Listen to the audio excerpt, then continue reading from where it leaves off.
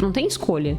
Tu paga a conta. E aí tu vive aquela sensação de que tu inicia o mês, passa o mês e que tu tá ferrado sempre. Você pode até não ter o controle do resultado final, mas você tem controle da preparação que você vai fazer até chegar lá. Gente, pelo amor de Deus, R$3.500 com custo fixo, de só abrir o olho e já ter dono desse dinheiro de 2.748, não existe margem para uso de cartão de crédito. A gente tem que ter discernimento de qual é o ponto de referência da gente, porque senão tu vai seguir pobre o resto da vida. Se eu começo a me perder em parcela tendo essa estrutura de custos, não vai ter nenhuma renda disponível. E mais uma vez eu reforço, isso pode ser algo muito impactante para tua vida se tu levar a sério tudo que eu vou falar. Com essa organização, em 1 ano e meio eu montei a reserva. Então qual é o esforço que eu tenho que ter numa condição dessas? Não botar salário não é renda disponível. Como assim, Jéssica? Salário não é renda disponível. É exatamente isso que tu escutou. Você provavelmente olha o teu salário como um dinheiro que é teu. Mas quando tu recebe o teu salário, boa parte dele já tem dono. E se isso não for levado em consideração, há uma enorme tendência de que você se deslumbre, viva uma vida que não pode viver, focada e ancorada num valor que não é o real que você tem. E é sobre isso que nós vamos falar no nosso episódio número 176 do podcast Mais Que Finanças, podcast em que nós falamos muito mais do que números, nós falamos de comportamento financeiro e hoje num episódio muito prático, vinculando comportamento com prática mesmo, tá? Porque eu já fiz alguns episódios assim, mas eu julgo que é muito importante nós termos dados reais para que a gente possa pegar esses casos e refletir sobre a nossa própria vida.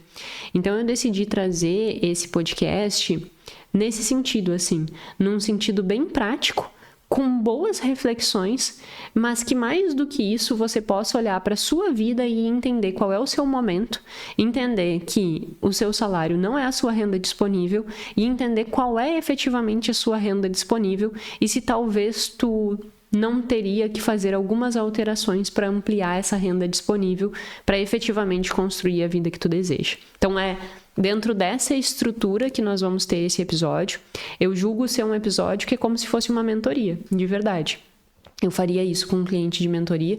O grupo de mentores do Mais Que Finanças hoje fazem esse tipo de discussões com os clientes individuais e tu tá tendo a oportunidade de fazer essa reflexão, ter um passo a passo, fazer esses cálculos junto comigo de forma completamente gratuita. Então, desde já, eu peço para que você preste atenção e valorize, porque isso aqui é uma coisa que eu faria com os meus clientes, que os meus mentores hoje fazem com os clientes, e que você está tendo a oportunidade de ter essa discussão aqui agora, né? E é uma discussão bem enriquecedora, e é uma discussão que eu falo muito com o pessoal da mentoria, e que faz toda a diferença pra gente ter um olhar diferente pra vida. Então, espero que seja enriquecedor pra vocês. É muito mais prático do que científico hoje, tá? No sentido de que eu vou colocar a mão na massa mesmo. Meu roteiro hoje tá cheio de cálculos. Porque eu não posso me arriscar a fazer cálculos ao vivo, né? Vocês já sabem. Depois eu faço tudo errado e aí não dá certo. Então, eu já me antecipei e fiz os cálculos antes. Para quem não me conhece, tá aqui pela primeira vez, meu nome é Jéssica Câmpara, eu sou doutora em Finanças Comportamentais. Toda terça e sexta nós estamos aqui com um episódio novo e com alguns assuntos, assim, na maior parte das vezes bem científicos, que eu trago artigos pra gente discutir, mas também em outros momentos como hoje eu decido trazer mais mão na massa, porque eu julgo que essa dobradinha entre teoria e prática precisam andar juntas e o que acontece é que as pessoas dizem aquela famosa frase: ah, mas a teoria é muito bonita, a prática não funciona assim. Não funciona assim, vírgula, significa que você não estudou direito a teoria, porque o que acontece é que a teoria, ela dá o embasamento do entendimento daquele resultado. Então, se tu não entende a teoria, por vezes tu não entende por que tu age daquela forma. E aí tu vai repetir erros sem nem perceber. Então, a teoria é diferente da prática, porque na prática, muitas vezes, a gente tá fazendo o que é errado. Então, eu acho que cada vez mais nós temos que fazer esse vínculo teoria e prática e ampliar nossa capacidade de análise crítica para entender que sim, a teoria tem muito a nos ajudar, só que a gente tem que estar sempre fazendo esse vínculo de forma bem efetiva, e é o que eu decidi fazer hoje. Por que eu decidi fazer esse episódio? No domingo, o Gui foi num campeonato de jiu-jitsu. E passou um filme na nossa cabeça, assim, sabe? Porque várias coisas, primeiro, eu acho que é muito relevante as pessoas, elas se exporem a esse tipo de desafio. O Gui nunca tinha feito nenhum tipo de competição assim, e eu acho que isso engrandece a pessoa como ser humano, como resiliência, se desafiar, sair da zona de conforto. Eu acho muito legal. A gente brinca que filho nosso não vai ter escolha. Eu não sei qual é o esporte que ele vai seguir, mas que ele vai fazer um esporte, vai competir, isso tá determinado. Porque molda o ser humano, sabe? Disciplina. Treino, porque não é só sobre tu chegar lá e competir, mas é a preparação que tu tem que ter para chegar lá competitivo. Pode ser que tu não ganhe, o Gui não ganhou as 2 lutas, né? Ele fez 2 lutas, a primeira ele ganhou, a segunda ele perdeu, e aí ele ficou com a prata. Então ele não ganhou a segunda luta, mas tudo que estava no alcance dele em termos de preparação, baixou 7 quilos e treinou bastante, tudo que estava ao alcance dele ele fez. E isso é uma coisa que a minha mãe me ensinou sempre. Você pode até não ter o controle do resultado final, mas você tem controle da preparação que você vai fazer até chegar lá. E isso depende de ti, e isso tem que ser entregue. Doe o que doer, aconteça o que acontecer, tu tem que fazer a tua parte. Então eu aprendi isso muito, e treinar, né, dançar como eu dancei a vida inteira me ensinou isso, e eu vejo hoje o Gui competindo e fazendo isso, e eu acho muito enriquecedor. Mas enfim, isso é um paralelo feito. Voltando, por que o campeonato me gerou essa reflexão para que eu trouxesse esse episódio hoje. Quando nós viemos para Florianópolis em 2016, nós viemos com dinheiro extremamente contado, assim, né? Nós efetivamente não tínhamos muita margem de salário disponível.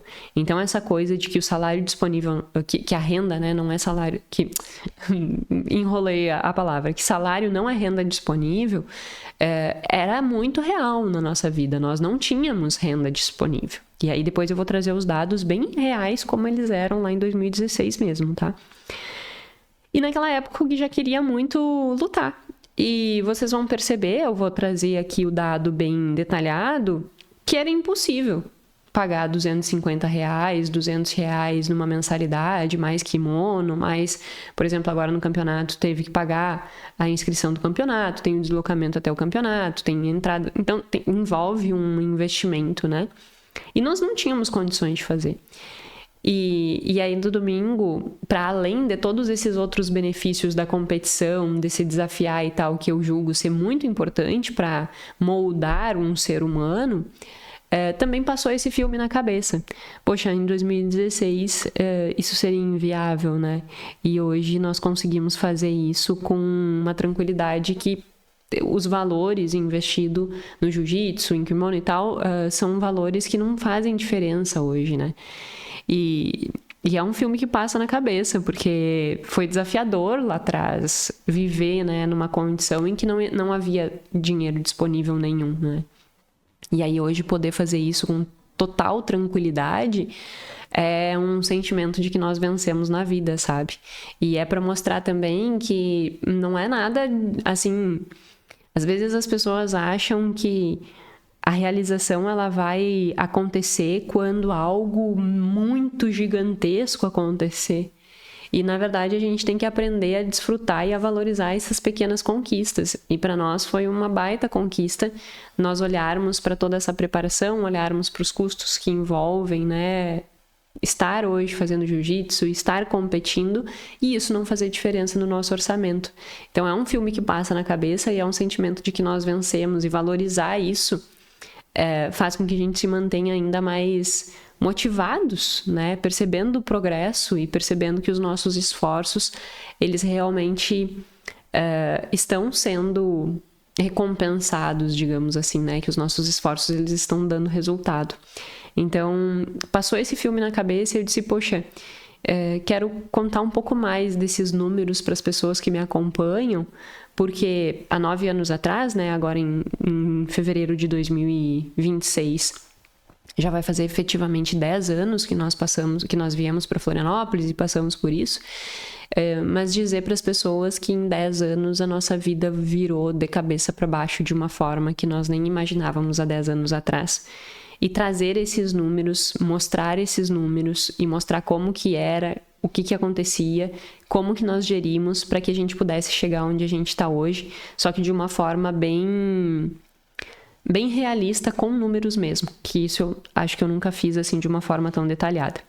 E aí como que a gente pode ir evoluindo, e aí eu vou dando os dados e eu quero que você vá fazendo essa mesma análise no seu contexto. Então, de preferência, que você consiga pegar um papel, uma caneta, pega teu telefone, se o teu extrato está no teu telefone, que a gente vai começar a desenvolver uma análise, como se fosse fazer um diagnóstico financeiro mesmo, para a gente entender qual é a tua real renda disponível e qual é a margem de folga que tu tem para fazer alguma coisa diferente na tua vida.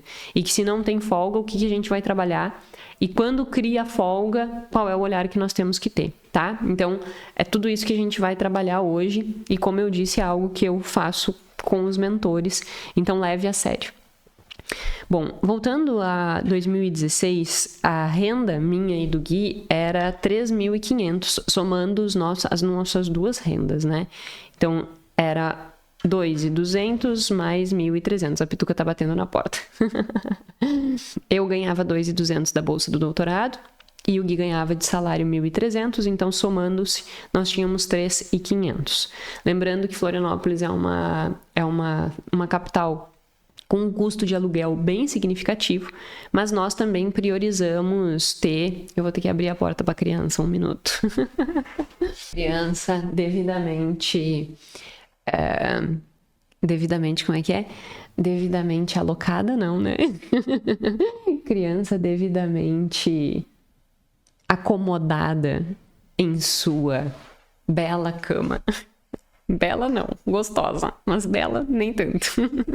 Essa cama a gente comprou quando nós abrimos o primeiro escritório, e aí a gente foi num forte e tava comprando as coisas que precisava, e aí tinha uma cama lá por R$40 e eu tava controlando o dinheiro também. Isso aconteceu em 2021.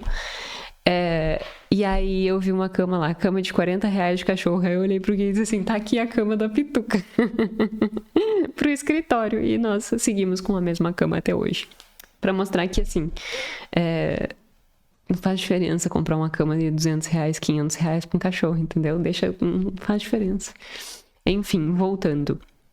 Então, pega papel e caneta que a gente vai fazer essa análise com os números bem detalhados e também montar estratégia de hierarquia para construção das metas de uma forma bem organizada. E, mais uma vez, eu reforço, isso pode ser algo muito, muito, muito, muito impactante para a tua vida se tu levar a sério tudo que eu vou falar. Bom, então, como eu disse, a gente ganhava 3.500, eu tinha a bolsa de doutorado de 2.200, o salário do Gui era 1.300. E aí eu vou falar os números todos, e aí eu quero que, ao eu ir falando, você também vá mapeando os seus números, tá? Então, pega o teu valor de salário líquido, esse 13.500 aqui que nós ganhávamos era líquido, então tu tem que pegar o teu valor líquido. Ah, Jéssica, mas o meu bruto é tanto, tá? Mas de que vale teu valor bruto? Se o teu salário não é renda disponível, o teu salário bruto menos ainda. Não considera isso, porque ele não presta para nada. Só para o teu imposto de renda. Mas aqui não é dinheiro disponível. Finanças é caixa. Quanto tem de dinheiro efetivo. É diferente da contabilidade, que é competência. Não vou entrar nesses méritos também, mas enfim. Então, nós tínhamos de aluguel R$1.600. Esse aluguel poderia ser um pouco menos? Sim. Poderia. Mas eu, Jéssica, vivo dentro de casa, né? Como vocês já sabem, eu sou uma pessoa que eu não sou de ficar saracoteando na rua. Eu não sou de ficar saindo, eu gosto de ficar em casa. Então, eu sempre priorizei ter uma casa que eu me sentisse bem dentro. E aí nós optamos por um aluguel de 1.600 na época, que, dado ao nosso orçamento, era bem significativo. E eu confesso que eu não me arrependo. Eu não me arrependo porque eu fiquei muito tempo dentro de casa. O meu doutorado quando eu vim para cá, era muito diferente do meu mestrado lá em Santa Maria. Lá em Santa Maria eu trabalhava dentro da universidade, nós tínhamos um grupo de pesquisa forte. Aqui na UFSC não existia dentro da minha estrutura, ali da minha linha de pesquisa, né, em finanças comportamentais, não existia um grupo de pesquisa forte que todo mundo fosse trabalhar junto, sentar junto, fazer pesquisa junto. Não existe nem sala para os alunos trabalhar quase, sabe? A estrutura é bem precária. E isso foi um dos choques que eu tive quando eu cheguei aqui. Meu Deus, eu saí de Santa Maria querendo uma coisa e aqui não é tanto. Então eu passei o doutorado inteiro em casa, fazendo meu doutorado em casa sozinha, né? Então eu não me arrependo de ter pago um pouco além do que deveria nesse aluguel. Aí depois eu falo o que eu fiz depois de 1 ano e meio para que isso não fosse tão prejudicial. Então o aluguel era 1.600, anota aí quanto que é o teu aluguel, ou se tu tem um financiamento da casa, quanto que é o teu financiamento da casa, ou se tu não paga nada, não coloca nada. Condomínio era 540, aqui em Floripa os condomínios eles sempre são bem significativos, eles não são baixos, então nós pagávamos 550 de condomínio, nós pagávamos 150 mais ou menos de luz, nós pagávamos mais ou menos R$100 de gás, nós mantínhamos o banho da Pitu, pagávamos R$160 de banho da Pitu. Eu nunca tirei o banho da Pituca, porque embora eu adoro ela, eu não gosto de fedor de cachorro. Eu odeio fedor de cachorro. Sabe aquelas pessoas assim que são... Ai, nossa, eu adoro cachorro, passa um cachorro na rua, eu vou lá, eu acaricio o cachorro, eu acho um amor. Não, essa não sou eu. Segundo a minha mãe, eu gosto da Pituca, eu não gosto de cachorro. Eu não gosto de fedor de cachorro, eu não gosto de casa fedida a cachorro. Então, eu nunca abri mão do banho da Pituca, porque a Pituca, pra quem não sabe, é uma Lhasa Apso. Ela tem bastante pelo. Nessa época, ela tinha 2 anos e pouquinho. E... ela tem muito pelo, secar ela em casa é um troço que ela fica fedida. Então, eu manti o banho dela. E aí, eu tô dizendo isso porque, por vezes, uma coisa que pode parecer não necessária para algumas pessoas, para outras é, né? Então, essa distinção, o que é despesa essencial e do que é despesa não essencial, ela varia de uma pessoa para outra. É claro que tem que ter bom senso, né? Queijo. É essencial ter queijo no meu supermercado, sim. Mas daí não precisa um queijo gorgonzola, entendeu? Um queijo mussarela mais barato que tem. Então, esse bom senso tem que ter, porque às vezes, mas é que o queijo, um gorgonzola, que não, aí tu já perdeu o bom senso, tu tá usando de justificativas para que tu tenha um custo mais alto que foge do que tu pode pagar. Então, tem que ter esse discernimento. Então, a Pituca era 160, a internet 119, telefone meu e do Gui R$79. Se nós somarmos tudo isso, dá um valor de 2.748. O que representa 79% dos 3.500. Então, olha só, né? Quase 80% já estava comprometido. Então, quando eu iniciei falando, né, que salário não é renda disponível, aqui, na verdade, a minha renda disponível era R$752. Porque 2.748 estava comprometido. Eu iniciei o mês, acabou o dinheiro. Então, o salário cai na conta, mas já tem dono aquele dinheiro. Aí você pode perguntar assim, e cartão de crédito? É óbvio que não tinha cartão de crédito. Gente, pelo amor de Deus, R$3.500 com custo fixo, de só abrir o olho e já ter dono desse dinheiro de 2.748, não existe margem para uso de cartão de crédito. Jéssica, mas eu preciso comprar algumas coisas e sem o cartão eu não compro. Por isso que tu vai seguir pobre. Desculpa a forma tão rude de falar. Mas é que por vezes a gente precisa dar um chacoalhão.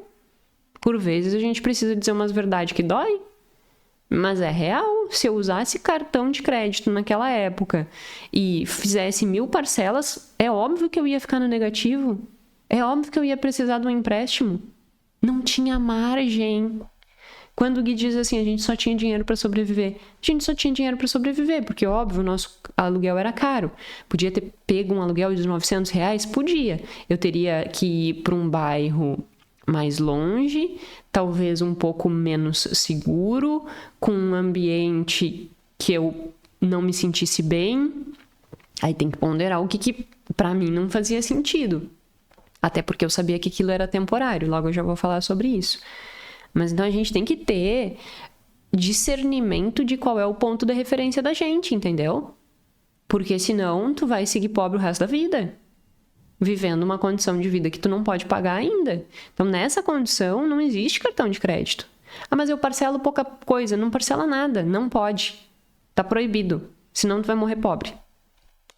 Tô sendo dura hoje, pra ver se entra na cachola. Então, nossa renda disponível era R$ 752.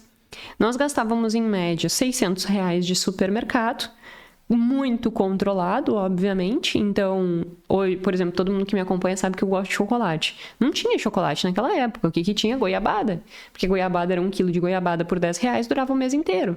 Então, para que a gente conseguisse ter um mercado de R$ 600, é óbvio que não poderia ter frescura.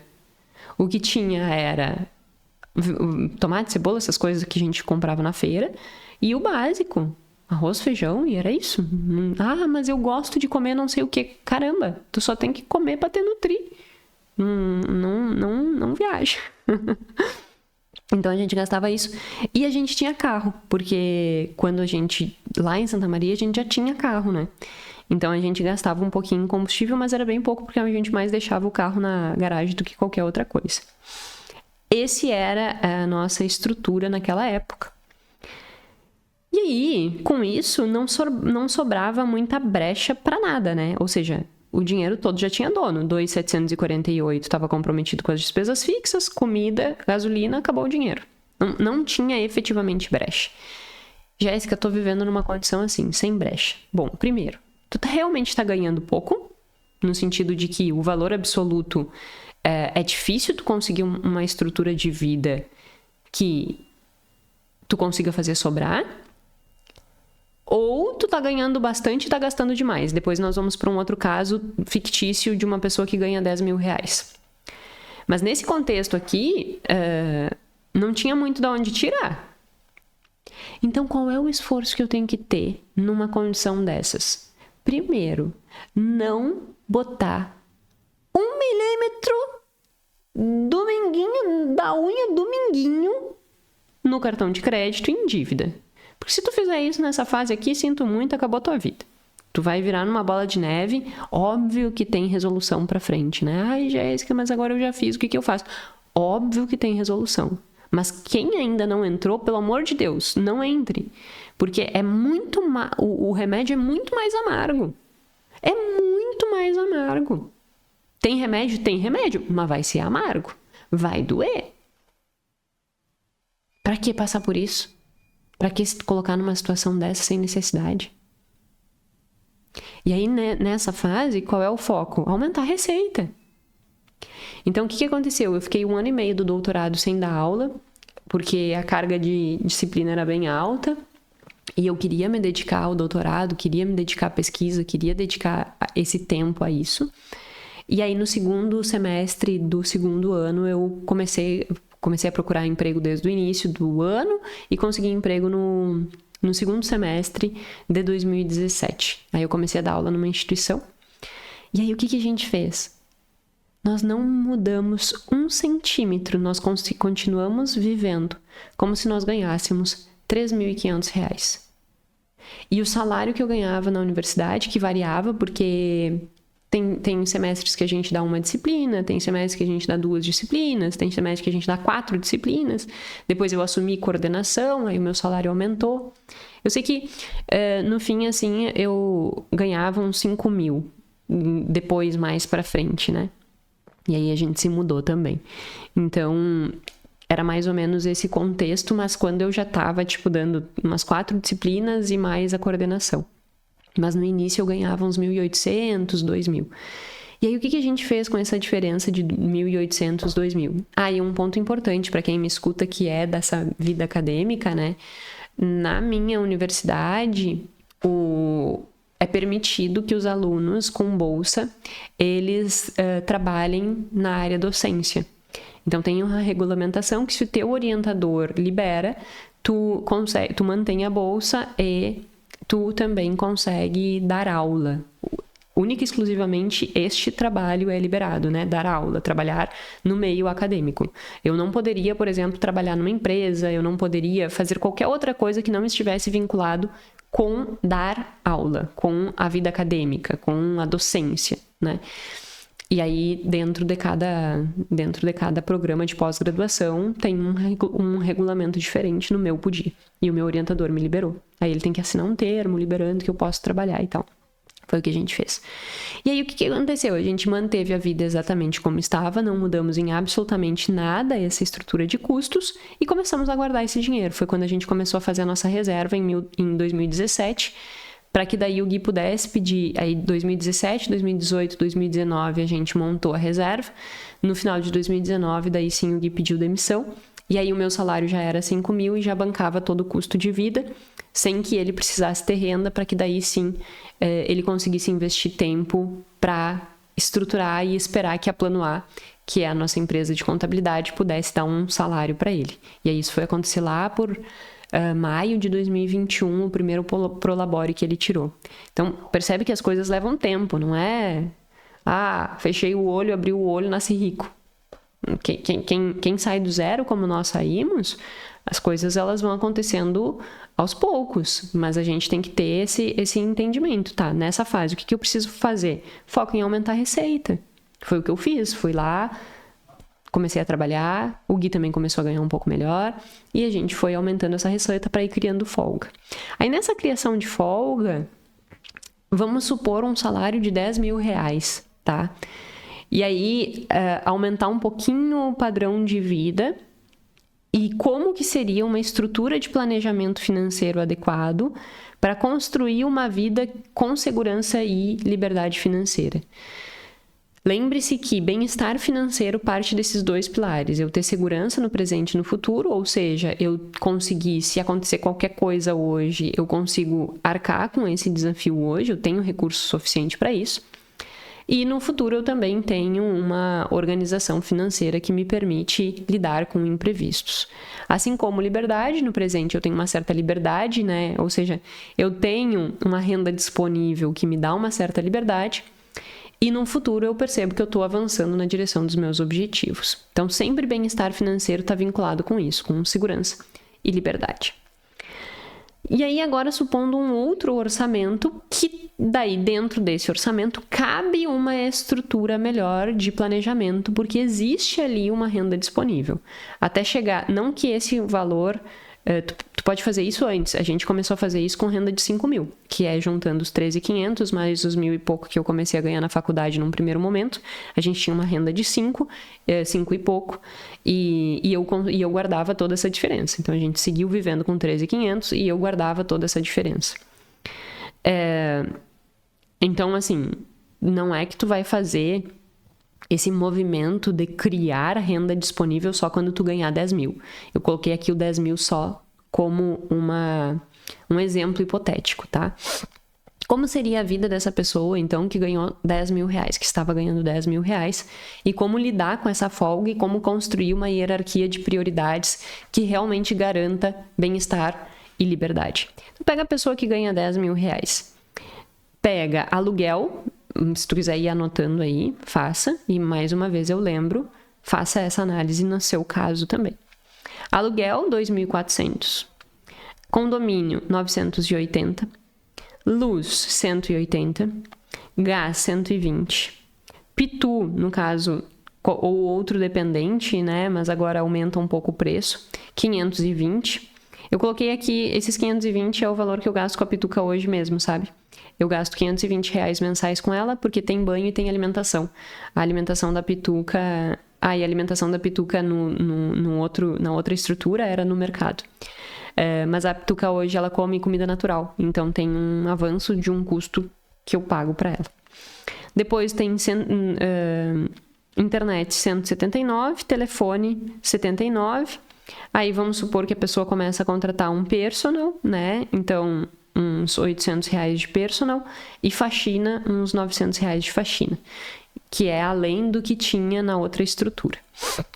E assim, essa estrutura de despesas fixas, não todos os valores, mas é mais ou menos a estrutura de despesas fixas que eu tenho hoje também.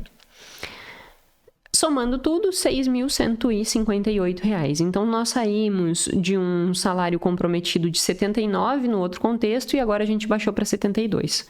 Isso eu acho que é uma coisa já bem importante, sabe? E aqui eu já acho que está quase apertado demais. 62% é bastante coisa para despesa fixa. Aluguel, condomínio, água, luz, telefone, internet, essas coisas. Porque te dá pouca margem de trabalho. Depois eu mostro aqui como que dá para melhorar isso e construir uma melhor folga mais rápido. Porque dentro dessa estrutura, somando tudo, sobra 6.158. Então, 62% dos 10 mil comprometido. Aí, digamos que gaste em comida uns 1.200 e que gaste com combustível uns R$500. Eu vou ficar com... E aí soma-se esses 1.200 com os 500, mais os 6.158 que já estava comprometido, menos os 10 mil, eu vou ficar com um saldo disponível de 2.142. Então, percebe, eu ganho 10, mas de realmente renda disponível existe 2.142, porque todo o resto já tem dono no início do mês. O que eu faria com esses 2.142? Eu olharia e diria assim, bom, quanto que eu preciso de reserva de emergência? Digamos que eu estou saindo do zero e que eu não tenho reserva de emergência, tá? Bom, se a despesa fixa é 6.158, mais comida e combustível, que são coisas essenciais, somando isso dá mais ou menos 7.800. 7.800 vezes 6, eu tenho que ter uma reserva de emergência de 46.800. Então, isso é a minha reserva de emergência. Se está me sobrando 2.142... Se eu deixar livre para gastar R$1.000, ou seja, R$250 por semana, uma pizza que eu quero comer, uma viagemzinha que eu quero fazer, e aí eu vou guardando esse dinheiro para conseguir fazer, coisas livres, né? E pegar 1.142 para colocar na reserva, eu vou precisar de 3 anos para montar minha reserva de emergência, guardando todos os meses 1.142, mais juros, com uma taxa de juros de mais ou menos 0,6 por mês, a gente levaria em torno de 3 meses para alcançar esse resultado. Agora eu te pergunto, será que não dá para mexer um pouco nessa estrutura? E essa é a análise que eu quero que tu faça. Será que não dá para mexer um pouco nessa estrutura a ponto de abrir brecha para que consiga antecipar esses 3 anos? E aí, se nós formos olhar para a estrutura, o que dá para mexer? Dá para mexer naquela academia e dá para mexer naquela faxina, né? Então, assim, eu posso excluir a faxina, R$900, e eu posso tirar o personal. Sigo na academia, mas tiro o personal. E aí, um custo que era de R$800, digamos que a academia seja 150, e aí sejam 2 pessoas, um casal, R$300 de academia, então me sobrou aí mais 500. Então, 900 da faxina, mais 500 do personal. Eu tenho 1.400 incremental. Então, agora, pegando esses 1.400 e colocando na reserva, aí tu pode perguntar assim, mas faxina, sem faxina nenhuma é ruim. Tá, mas aí tu pega daquele dinheiro livre e contrata uma vez a 15 dias uma faxina, se isso é bem relevante para ti, né? Aí aquele dinheiro livre segue sendo aqueles R$1.000. Mas agora eu criei uma folga de mais 1.400. Então, se eu pegar mais 1.400 e juntar com aqueles 1.142, agora eu vou colocar na reserva 2.542. E aí agora eu já não preciso mais de 3 anos para montar a reserva. Com essa organização, em 1 ano e meio eu montei a reserva. 1 ano e 5 meses eu montei a reserva. É uma taxa de juros de mais ou menos 0,6 ao mês. Então, o que era 3 anos, eu cortei pela metade por uma reestruturação no meu orçamento. E percebe que aqui também não tem grandes gastos com cartões de crédito e nada disso. Por quê? Porque ainda está dentro de uma etapa de construir o alicerce financeiro da família. Construir essa reserva. Então, se eu começo a me perder em parcela tendo essa estrutura de custos, não vai ter nenhuma renda disponível. Teu salário vai ter dono 100%. E se tu trabalha e o teu dinheiro tem 100% de comprometimento, ou seja, todo o teu salário tem dono, tu não é livre. Tu não tem escolha. Tu paga a conta. E aí tu vive aquela sensação de que tu inicia o mês, passa o mês e que tu tá ferrado sempre. E aí a vida começa a ficar ruim, a vida começa a ficar difícil, tu começa a reclamar das coisas. Mas quem é que construiu essa estrutura? É óbvio que inúmeros fatores constroem essa estrutura comportamental, né? E a gente sempre tem que estar ligado nisso. Mas se nós não estivermos atentos e percebendo quais são as nossas limitações, eu vou deixar isso virar bola de neve e daqui a pouco eu não consigo mais olhar para aquilo e pensar em soluções. Então, quem puder se antecipar e não deixar que isso chegue a esse ponto, melhor. Porque, como eu disse antes, o remédio vai ser amargo. Então, seguindo aqui. Bom, em 1 ano e meio bateu a meta. Percebe que é tu segurar as pontas na tua vida 1 ano e meio? Ai, Jéssica, não quero, eu mereço viver os prazeres, porque eu trabalho muito, me dedico muito e eu mereço viver uma vida mais livre. Caramba! Tu quer viver uma vida livre antes de ter esta liberdade. E aí o que vai acontecer? Tu nunca vai alcançar essa liberdade. 1 ano e meio. Baixa a cabeça, faz as coisas que tem que ser feitas. Em 1 ano e meio tu já tem uma estrutura financeira muito melhor. Mas não, tu prefere viver o prazer imediato hoje e não conseguir construir uma estrutura básica que te permita segurança nunca. A única certeza que a gente tem é essa. Se tu seguir vivendo extremamente imediatista hoje, tua vida não vai mudar. Agora, se tu optar por fazer uma estrutura orçamentária dessas, um planejamento dessas, obviamente controlando todos os teus aspectos emocionais, comportamentais, que a gente já tem aqui 175 episódios falando sobre isso. Se tu começar a trabalhar todas essas questões, tu tem a chance de ter uma vida melhor. E é isso que eu quero te dar todos os dias aqui, uma chance de ter uma vida melhor. Mas para isso, eu não posso fazer por ti. Eu te trago conhecimento. E com esse conhecimento, tu tem a responsabilidade de agir. Então, haja. Mesmo que doa. E aí a gente volta na competição de jiu-jitsu do Gui. Não é fácil. Ele me disse assim, nossa, tô com dor em todo o corpo, parece que eu fui espancado. Eu disse, não parece, não foi mesmo. Não é fácil, não é confortável. Mas é aquilo ali que constrói uma pessoa melhor. É encarar esse desafio e esse remédio que por vezes não vai ser doce, vai ser amargo, que vai garantir a tua mudança de vida. Tu só tem 2 certezas. Segue fazendo o que tu faz e segue mal. Ou tenta fazer diferente para ter a oportunidade de viver melhor. Qual caminho tu quer seguir? Entende? É isso. E aí, dentro dessa estrutura que eu tô montando aqui, a gente tem então aí 1 ano e meio para bater essa reserva. E aí começa a sobrar esse dinheiro, porque daí eu já cumpri com a minha reserva. Eu já tenho lá os 46.800, dá um pouquinho diferente por causa dos juros, né? Mas eu já bati os 46.800 de reserva. Agora tá me sobrando 2.500. Agora o que eu faço com esse dinheiro? Aí agora tu começa a ter uma liberdade maior de escolha. O que eu gosto de trabalhar? Hierarquia de metas. Qual é a base da pirâmide? Segurança. Montar reserva. Check. Em 1 ano e meio concluímos. Depois, eu tenho que começar a construir a minha liberdade. O que me garante liberdade? Construir um investimento de renda passiva que no longo prazo possa me garantir uma renda. Então, olha só nesse contexto aqui. Tá sobrando 2.542. Tu já passou um ano bem apertado. E o teu custo tá ali mais ou menos em 7.800. Claro que esses investimentos eles vão sendo atualizados à inflação, né? Tu deve investir para atualizar os teus recursos investidos na inflação e ter protegido o aumento do preço das coisas.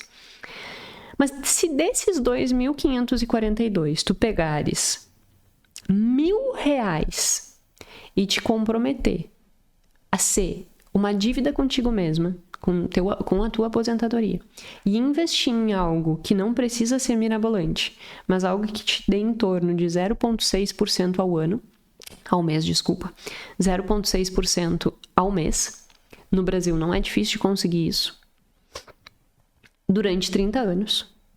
Em 30 anos tu é milionário. Em 30 anos tu tem 1.291.000. 1.291.000 mil. E isso te dá uma renda em torno de 7 mil reais. Percebe? Tu tem 2.500 de folga. R$1.000 tu destina pro teu eu do futuro e tu ainda tem 1.142 para somar com aquele 1.000 livre que tu tinha. E agora tu tem ainda 2.142 para escolher o que tu quer fazer da tua vida. Então, tu pode deixar ainda aqueles R$1.000 para gastos livres durante o mês, uma janta, uma coisa, uma outra coisa. E os 1.142 tu pode ir guardando para teus sonhos. Eu quero trocar de carro, eu quero comprar uma roupa, eu quero fazer uma viagem, eu quero trocar de telefone, eu quero fazer um passeio. E ir fazendo por blocos de ação. Eu quero trocar de telefone, quanto eu preciso? sei lá, R$5.000, tá? Então, preciso de 5 meses guardando 1.100 e poucos, e aí eu vou conseguir comprar meu telefone. Digamos que seja um pouquinho mais que 5 mil. Em 5 meses eu comprei o telefone. Fechou. Essa deu check. Agora qual é o próximo? E assim vai. Então, tu vai ganhando liberdade, só que sem comprometer a base, que é a segurança no presente e no futuro. Porque no presente tu já tem tua reserva e pro futuro tu tem aquele compromisso todos os meses de colocar aqueles R$1.000. Em 30 anos tu é milionário. Só que se tu não fizeres isso, qual é a única certeza? Que lá na frente a tua vida vai seguir sendo desafiadora como ela tá sendo agora. Entende? Então essa hierarquia de estruturas, ela abre uma possibilidade de organização que, para mim, faz todo sentido. Para todos os clientes que eu construo dessa forma, fez todo sentido. Porque dá uma tranquilidade para viver. E tu percebe que não tem uma mega complexidade em relação ao que eu tô propondo? Tu pega a tua estrutura de vida, tu monta a tua reserva. Montou a reserva, começa a alocar na aposentadoria e paralelamente viver teus sonhos. Pronto. É isso que eu digo. Cuidar do dinheiro não precisa ser complexo. Tu não precisa ter surpresas. Mas para isso, quem tem que direcionar o que vai acontecer com a tua vida é tu.